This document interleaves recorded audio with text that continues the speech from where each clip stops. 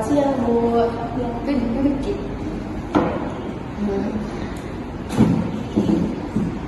Boleh saya tahu siapa nama tak? Amel, Usia tak? 28 tahun, Oh, apa pekerjaan tak? sekretaris, Hobi tak ya? bulu tangkis. Baik, jadi pasien saya ini namanya Amel, usianya 28 tahun, pekerjaannya sebagai sekretaris dan hobinya bermain bulu tangkis. Tapi saya periksa dulu nih, Bu. Oke.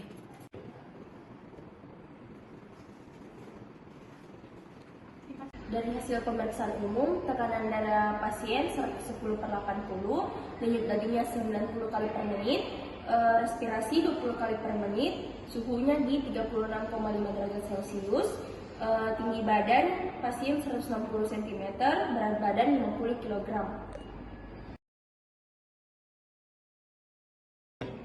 Kalau boleh nggak tahu apa keluhan kakak? Jadi ini tangan tuh biasa tiba-tiba nyeri sama kesemutan dari siku sampai jari-jari tangan kanan. Oh, nyari dia sama kesemutan. Sejak kapan itu kita rasa? Sejak 2 bulan yang lalu. Oh, bagaimana awalnya? Kalau kerja kak, terus mengetik, pegang mouse, dia juga kalau bangun tidur. Oh, jadi selain itu enggak pernah rasa di luar itu. Dia biasa berkurang nih, terus tiba-tiba lagi muncul kalau kerja. Oh. Jadi pasien saya ini mengalami nyeri pada area siku kanannya sejak 2 bulan yang lalu. Nah, pasien ini mengatakan nyerinya itu menjalar seperti terbakar dan sering kesemutan sampai ke jari-jari tangan kanannya. Nah, nyerinya ini tiba-tiba muncul ketika pasien ini sedang bekerja, seperti mengetik laporan serta saat bangun tidur. Nah, pasien ini dia rasakan nyerinya itu kalau dia mengetik, memegang mouse, menggenggam sesuatu dan menggunting. Tapi nyerinya itu berkurang untuk sementara waktu, tapi bakal timbul lagi kalau pasien ini bekerja. Tapi saya periksakan ini.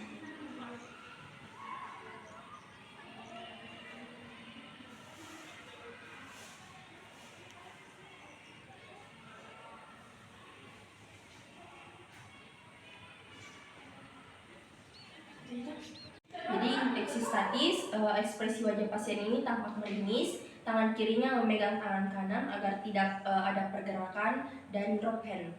Inspeksi dinamisnya, pasien sulit menggerakkan tangan dan jari-jari tangannya. Palpasi tadi suhu normal, tidak ada udem, dan kontur kulitnya normal. Coba Ibu bisa kita rata-rata. Coba kasih lurus. Oke. Lipat juga ya tangan begini. Oke, kasih mengarah ke atas lagi. Oke, bisa kasih dulu. Kasih lurus lagi. Oke. Terus bisa begini.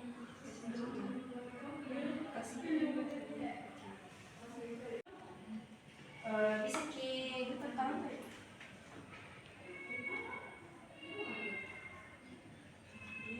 Sakit? Coba kasih. Pada bagian restriktif, limitas LOM-nya, pasien ini keterbatasan LOM pada fleksi elbow, extensive wrist, fleksi thumb, dan oposisi finger. Limitasi ADL-nya, pasien keterbatasan pada eating, dressing, toileting, self-care. Limitasi pekerjaannya, pasien mengalami kesulitan dalam melakukan pekerjaan sebagai sekretaris. Limitasi rekreasi, pasien sulit melakukan hobinya.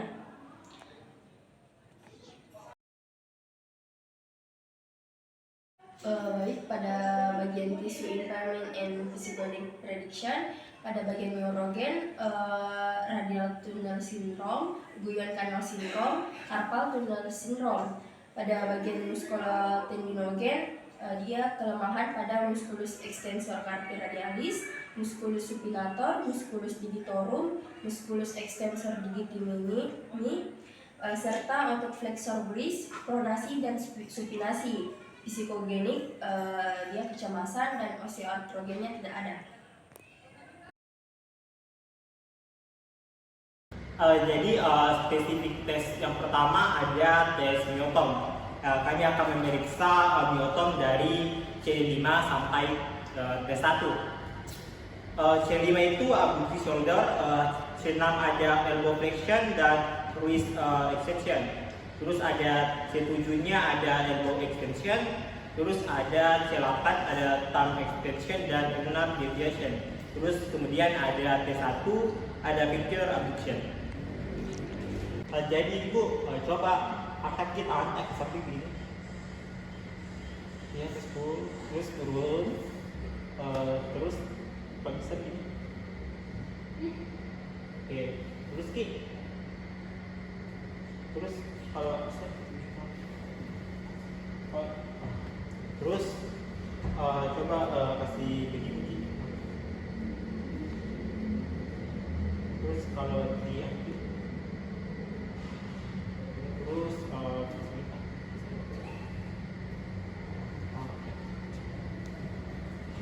selanjutnya di bagian isikan itu coba angkat kita di samping.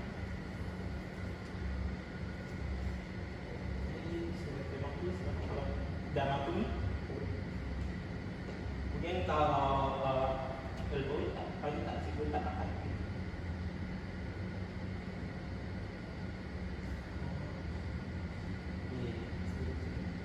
terus mas ini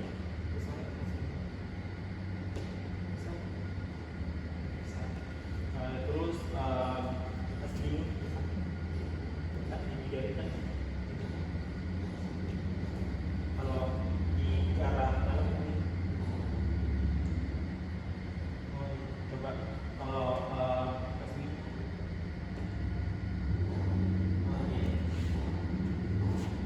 setelah melakukan tes myotom ditemukan keterbatasan pada ROM-nya. Tes selanjutnya ada tes sensorik. Jadi tes sensoriknya ini akan dites pada bagian dermatomnya. Selanjutnya tes kasar halus. Silakan kita kembali mata. Ini kasar, ini halus. Ini kasar atau halus? Ini kasar. Ini halus atau kasar? Halus. Ini kasar, ini halus, ini kasar, ini halus. Ini kasar atau halus? Ini bahasa di area sini. Ini kasar, ini halus, ini kasar, ini halus. Ini kasar atau halus?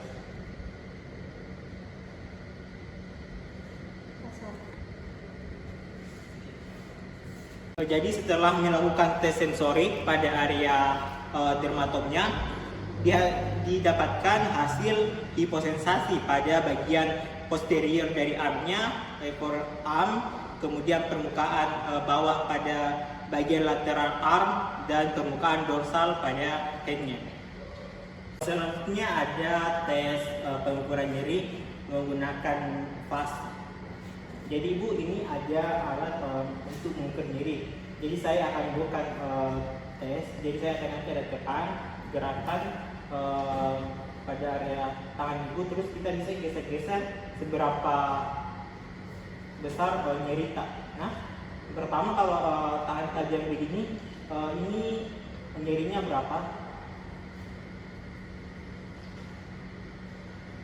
Oke. Kemudian kalau saya tekan,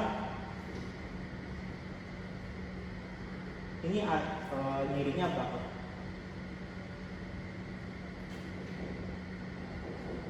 Oke, selanjutnya kalau saya gerakan tangan,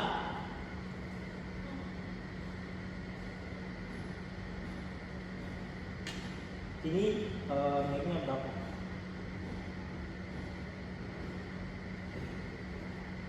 Jadi setelah pemeriksaan nyeri didapatkan hasil nyeri diamnya 2, kemudian nyeri tekannya 6 dan nyeri geraknya 8. Selanjutnya ada pengukuran aktivitas fungsional dengan wrist hand disability index. Jadi di sini ada 50 item pertanyaan, ada 10 bagian. Yang pertama itu bagian intensitas nyeri. Dia mendapatkan skor 3. Kemudian bagian 2 rasa tebal dan kesemutan, dia mendapat skor 3. Kemudian ada bagian perawatan diri, dia mendapat skor 3. Kemudian bagian 4 kekuatan, dia mendapat skor 4. Kemudian bagian 5 toleransi menulis atau mengetik, dia mendapat skor 4. Kemudian ada bagian 6 bekerja, mendapat skor 3. Kemudian 7 ada menyetir, dia mendapat skor 5. Kemudian bagian 8 tidur dengan skor 1. Kemudian bagian 6 pekerjaan rumah dengan skor 3. Kemudian bagian 10 ada rekreasi dan olahraga, dia mendapat skor 4. Total skor yang didapatkan itu 33 dengan interpretasi mengalami kecacatan atau ketergantungan berat. Selanjutnya ada spesifik tes pada radial nerve. Yang pertama ada upper limb tension test atau LTT radial. Jadi digunakan untuk mengevaluasi sensitivitas, tegangan struktur, dan adanya kompresi pada plexus brachialis, terutama pada saraf radial. Untuk tesnya, paha terapis menempel pada shoulder pasien. Kemudian tangan diletakkan pada lengan bawah. Kemudian tangan pasien difleksikan, kemudian diinternrotasikan. Kemudian ditambahkan dengan abduksi pada shoulder. Kemudian pasien diminta untuk menfleksi kontralateralkan lehernya. Coba. Terus ditanya dengan apakah ada nyeri. Oh, oke. Selanjutnya ada tes kedua yaitu rule of 9 test. Jadi di sini kita memberikan 9 tanda pada area bawah pada lipatan sikunya. Di sini ada 9 titik. Terus kita pencet persatu, kemudian tanya kepada pasien apakah setelah dipencet apakah terjadi nyeri.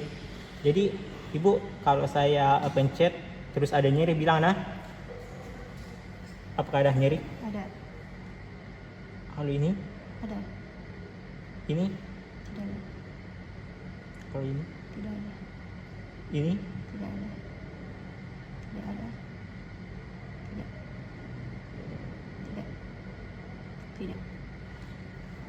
Oke, ditemukan terjadi nyeri atau kesemutannya itu di area 1 dan 2. Selanjutnya ada tes Wisprop test. Yang pertama itu pasien diminta untuk mengfleksikan sikunya 90 derajat. Angkat gitu begini. Setelah itu coba angkat tangan tak, pas begini angkat ke atas. Tidak bisa, kalau saya bantu angkat terus kita tahan juga. Setelah melakukan tes, didapatkan interpretasinya itu positif, di mana pasien tidak mampu mengangkat tangannya. Ini ada tes thumb extension. Jadi tes ini dilakukan dengan cara memegang pergelangan tangan pasien. Ibu, saya pegang tangan tak, kemudian tangan yang satunya akan memegang jempol pasien. Kemudian pasien disuruh untuk mengangkat jempolnya. Ibu, angkat jempolnya tak begini lah. Coba angkat ibu.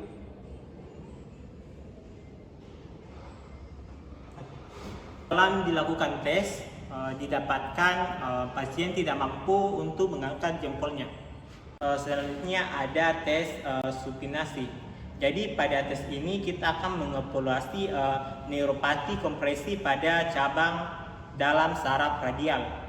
Kemudian kelemahan atau hilangnya supinasi lengan bawah merupakan tanda paresis otot supinator yang dipersarafi oleh saraf radial. Tes ini dilakukan dengan cara pasien diminta untuk memutar atau mensupinasikan tangannya.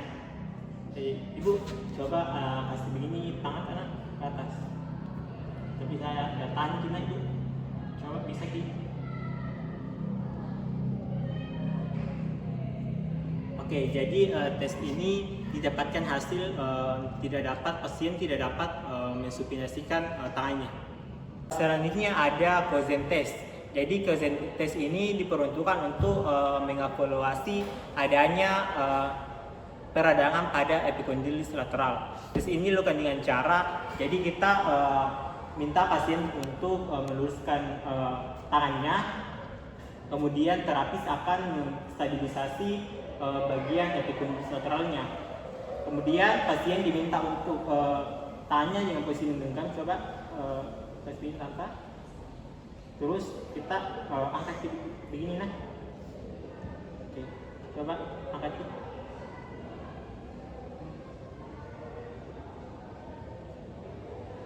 Setelah melakukan tes ini, pasien tidak mampu melawan tahanan saat terapis menahan tahanan pada ekstensi pergelangan tangannya. Selanjutnya ada tes tourniquet test. Jadi tes ini menguji untuk ketahanan kapiler dengan cara pembendungan. Jadi metode diagnostik klinis ini menentukan kecenderungan pendarahan pasien. Prinsip dari pemeriksaan ini, bila kapiler rusak akan muncul bercak merah pada permukaan kulit atau disebut dengan petisi. Alat yang diperlukan itu ada tensi manometer, stetoskop, dan lembar hasil pemeriksaan. Untuk memulai tes ini kita harus melakukan cek tekanan darah untuk mendapatkan sistol dan diastolnya. Kemudian akan dimasukkan ke dalam rumus sistol ditambah diastol dibagi dengan 2 untuk menghasilkan tekanan maksimal.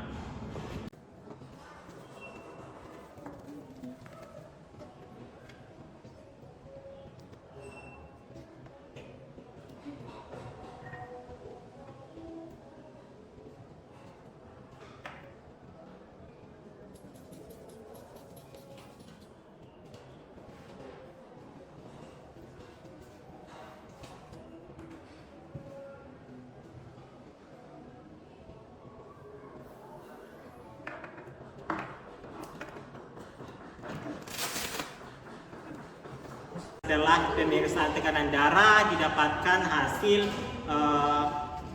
sistol dan diastolnya itu 100 dan 80. Jadi kita tambahkan jadi 100 tambah 80 190. Kemudian dibagi 2. Jadi dapatkan hasil 90. Hasil tersebut merupakan tekanan maksimal dari pasien. Setelah itu kita melakukan pembunuhan lagi di atas lengan, kemudian dipompa sampai tekanan maksimalnya. Jadi dibendung sampai 90. Kemudian dipertahankan sampai 10 menit. Kemudian dibuat lingkaran berdiameter 5 cm yang diletakkan kurang lebih 4 jari dari lipatan siku. Setelah 10 menit, turunkan tekanan pembendungan secara perlahan, kemudian amati bercak merah yang muncul pada permukaan kulit. Untuk nilai normalnya itu di bawah 10 PTC. Selanjutnya kita melakukan pembendungan lagi sampai pada tekanan maksimalnya, yaitu tadi 90.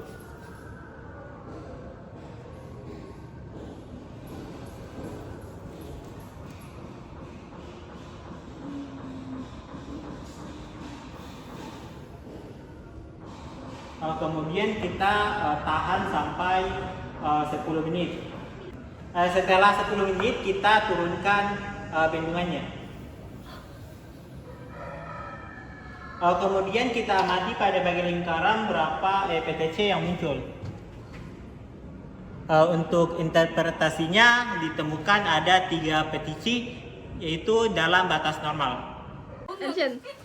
Selanjutnya ada tes meal test. Jadi tes ini digunakan untuk menentukan apakah ada epikondilitis pada epikondylus lateralis. Pertama, pasien dapat duduk, kemudian terapis megang epikondylus lateralnya. Kemudian kita pronasi tangan pasien, kemudian fleksi wrist, terus ekstensi siku. Terus kita tanya kepada pasien apakah ada nyeri atau tidak. Apakah ada nyeri? Untuk hasil dari tes ini, selanjutnya ada tes elbow varus rest test. Jadi tes ini nih dilakukan untuk menentukan integritas pada ligamen lateral kolateral ligamen. Jadi posisinya itu elbow difleksikan 20 sampai 30 derajat. Kemudian tangan pasien ngefiksasi bagian medial, bagian distal dari humerusnya. Kemudian kita lakukan gerakan parus pada elbownya. Apakah ada nyeri? Untuk interpretasi dari tes ini, pasien mengalami nyeri. Selanjutnya ada tes radial ulnar kolateral ligamen stress test. Jadi tes ini dilakukan dengan cara memfiksasi bagian pergelangan tangan dari pasien, kemudian posisi tangan itu seperti menjabat tangan. Kemudian kita mendeviasi ulnarkan tangan pasien. Terus kita tanya ke pasien apakah ada nyeri atau tidak. Apakah ada nyeri? Tidak. Kemudian kita lakukan ke arah sebaliknya. Apakah ada nyeri atau tidak? Tidak ada. Oke. Jadi interpretasi pada tes ini yaitu negatif. Selanjutnya ada spesifik tes pada ulnar nerve. Yang pertama itu ada tes thinner side at elbow. Jadi tes ini dilakukan untuk mengidentifikasi teriritasinya saraf ulnar. Tes ini dimulai dengan kita memfleksikan siku pasien, kita pegang pergelangan tangan, kemudian kita ketuk pada sikunya di antara epikondylus lateral dan lateralnya. Nanti Bu kalau ada nyeri bilang Gina. Apa ada nyeri? Untuk interpretasinya pasien menyatakan ada nyeri pada tangannya. Selanjutnya ada tes ULT3. Jadi tes ini untuk menentukan apakah adanya kompresi pada plexus brachialis, khususnya itu pada saraf ulnaris. Untuk pasiennya, pasien terlentang, kemudian fisioterapisnya berada di ipsi lateral dari pasien. Kemudian abduksikan tangan pasien, kemudian tangan pasien bertumpu pada paha terapis. Tangannya dipronasi, kemudian fleksikan elbow, kemudian kita ekstensikan pergelangan tangannya, kemudian kita eksternal rotasikan, kemudian kita abduksi bagian glenohumeralnya. Ibu nanti kalau sakit bilang nak. Kemudian ditambah dengan fleksi lateral dari pasiennya. Coba Ibu kasih miring oleh Harta. Apakah ada nyerinya Ibu? Oke. Jadi interpretasi dari tes ini pasien mengalami nyeri kesemutan di sepanjang saraf ulnarnya. Selanjutnya ada tes panel test. Jadi tes ini dilakukan dengan cara pasien diminta untuk melenturkan pergelangan tangannya. Jadi coba angkat pergelangan tangan begini. Terus lenturkan ini kasih yang lenturnya. Terus kalau jadi bilang kan nyeri. Jadi interpretasi dari tes ini pasien mengalami nyeri dan kesemutan pada pergelangan tangannya. Tes selanjutnya itu ada Wartenberg site. Jadi tes ini digunakan untuk menilai integritas persarafan motorik intrinsik pada kasus dugaan neuropati ulnaris.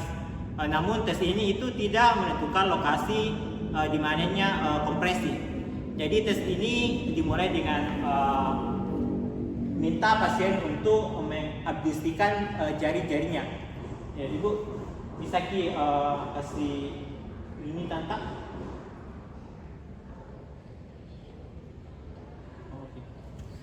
Untuk interpretasi dari tes ini, pasien mengalami gangguan pada abduksi jari-jarinya. Selanjutnya ada tes elbow parus trace test.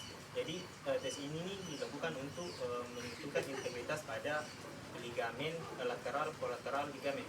Jadi posisinya itu elbow difleksikan 20-30 derajat. Kemudian tangan pasien memfiksasi bagian medial, bagian distal dari uterusnya. Kemudian kita lakukan gerakan parus pada elbownya.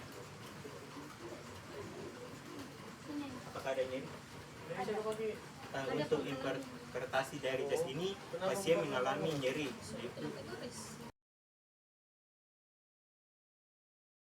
Selanjutnya ada spesifik tes pada medial nerve. Yang pertama itu ada ULTT1. Jadi tes ini untuk mengevaluasi adanya kompresi pada plexus brachialis, terutama pada saraf median. Tes ini dimulai dengan pasien terlentang, kemudian abduksikan lengan pasien 90 derajat. Kemudian fiksasi bagian shoulder untuk mencegah elevasi dan depresi. Kemudian fleksikan elbownya 90 derajat. Kemudian internal rotasikan tangan pasien. Kemudian paha terapis akan menyangga lengan atasnya. Kemudian kita ekstensikan wristnya. Kemudian secara perlahan kita ekstensi elbownya. Terus dibantu dengan fleksi lateral leher. Bisa. Apakah ada nyeri? Oke.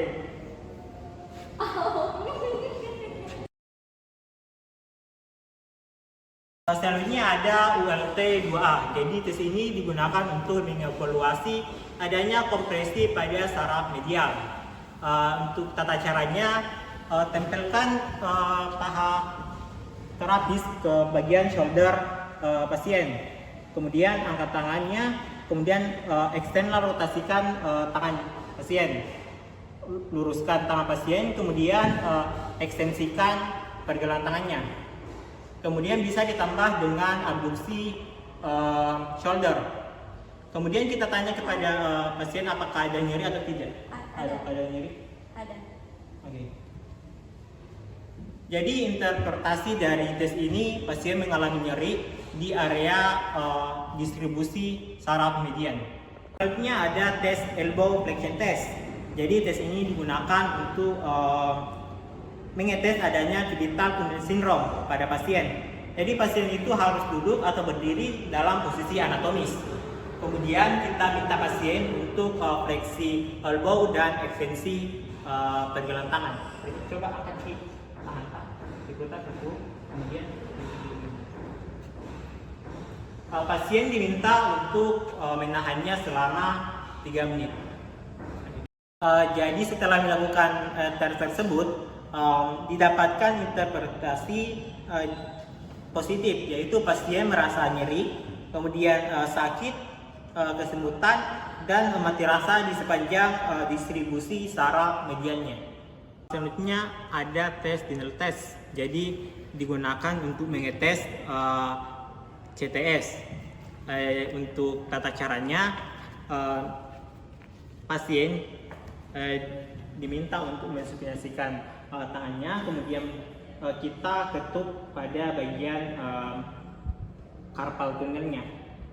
Ibu, nanti saya ketuk area sini, kalau sakit bilang tidak?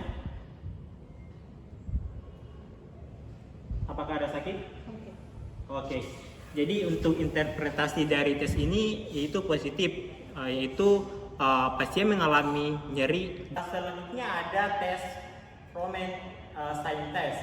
Jadi tes ini digunakan untuk mengetahui kekuatan abduktor pollicis pada ibu jari.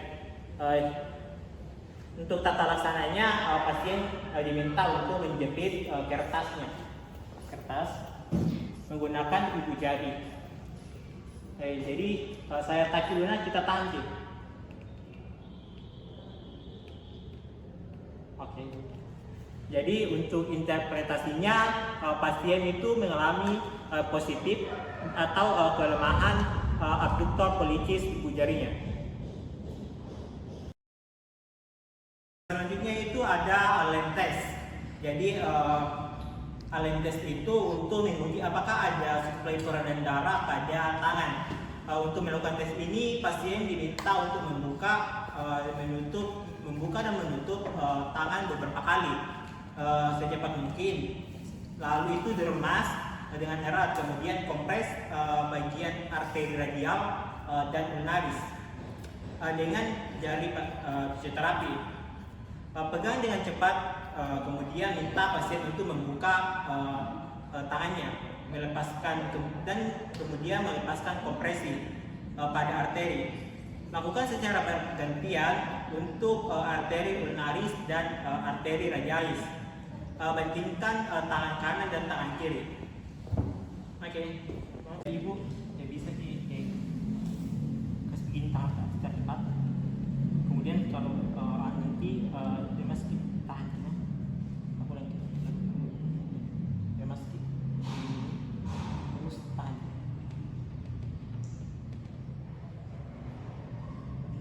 Kemudian buka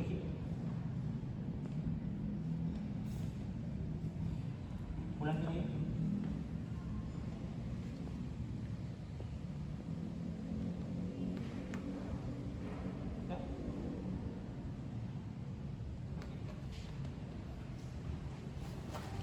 Jadi interpretasi dari tes ini yaitu positif.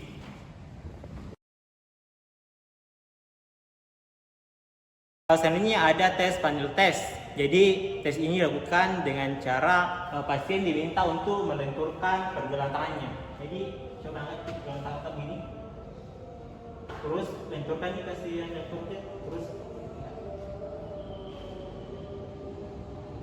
kalau jadi bilang kan nyeri.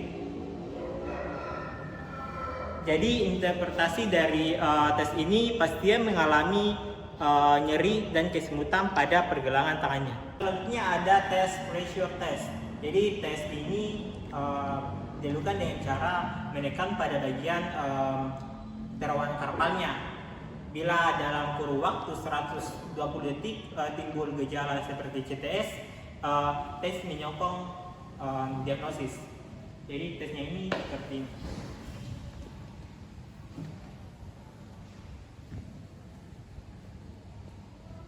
Apakah ada nyeri atau tidak?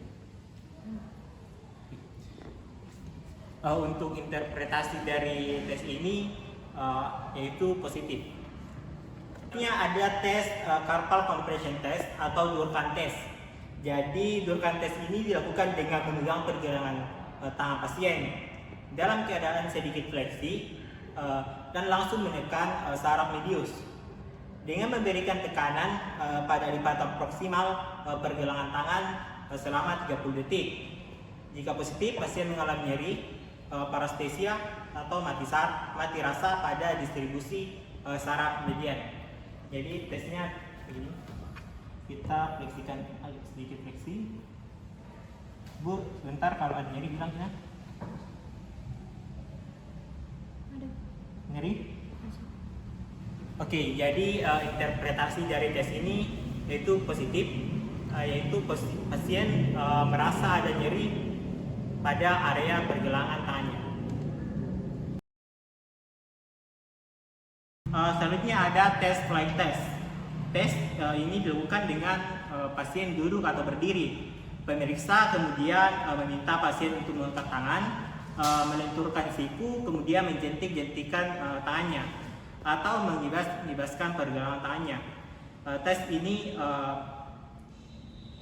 positif jika setelah melakukan tes tersebut terjadi peringanan atau meringankan gejala dari parestesia. Jadi untuk tata laksananya, Ibu coba angkat, lemaskan kita, terus jantikan kita angkat begini. Oke, jadi apakah ada keringanan dari gejala nyerinya atau tidak? Jadi interpretasi dari tes ini itu positif, pasien mengalami adanya pengurangan nyeri dan kesemutan pada tangannya. Selanjutnya ada latih sign atau battle sign.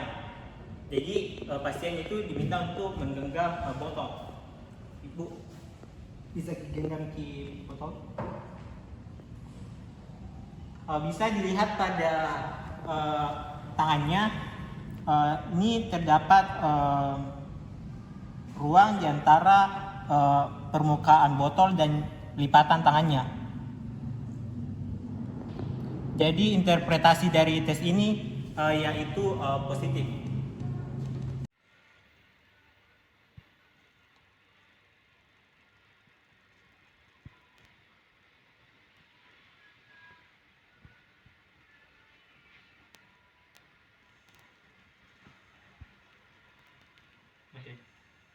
Selanjutnya ada scapupoid shift test. Jadi tes ini digunakan untuk menilai ketidakstabilan dari scapupoid. Tes ini positif jika terjadi bunyi klik pada saat pemeriksaan. Tes ini dimulai dengan menggenggam pergelangan tangan pasien, kemudian menekan bagian scapupoidnya. Kemudian pegang pada bagian tangannya, kemudian kita deviasi ke arah ulnar, kemudian sedikit ekstensi. Setelah itu kita deviasi ke arah radial, kemudian fleksi sedikit.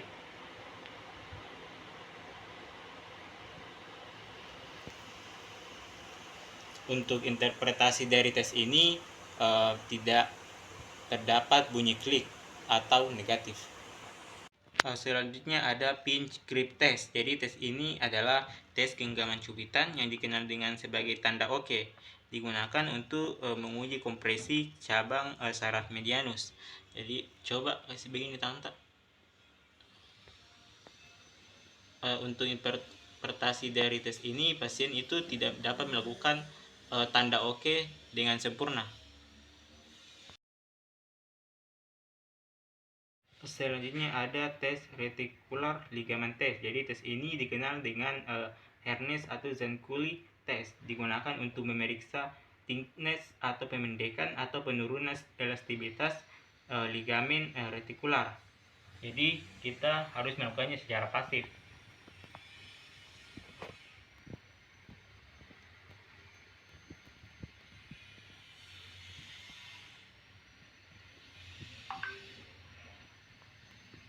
Untuk tes ini hasilnya itu positif.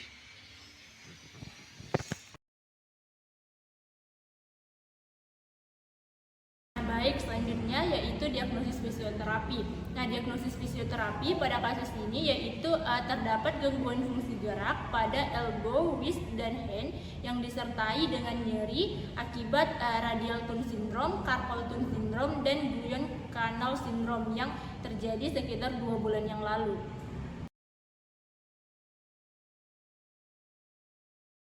Nah, untuk problem fisioterapi yaitu problem primer terdapat paresthesia atau kesemutan dan nyeri. Untuk problem sekundernya itu terdapat kecemasan, kelemahan otot pada regio elbow, wrist, dan hand, dan terdapat limitasi ROM untuk regio elbow, wrist, dan hand. Untuk problem kompleksnya sendiri itu terdapat limitasi ADL.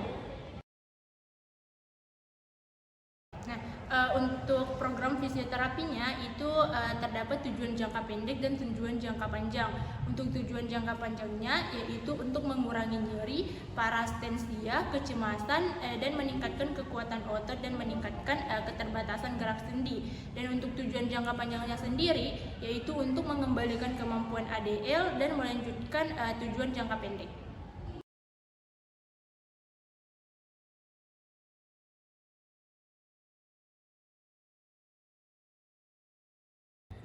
topik selanjutnya yaitu intervensi fisioterapi. Yang pertama itu adalah kecemasan. Modalitas terpilihnya yaitu komunikasi terapeutik. Baik Bu, jadi jangan makin khawatir, penyakit kita ini tidak apa-apa Ji, nanti akan sembuh. Baik, untuk problem fisioterapi yang kedua yaitu nyeri, modalitas terpilihnya adalah ultrasound atau US, frekuensinya yaitu 1 MHz, intensitasnya 1,2 watt per cm kuadrat, untuk type-nya itu longitudinal dan time-nya itu 15 menit.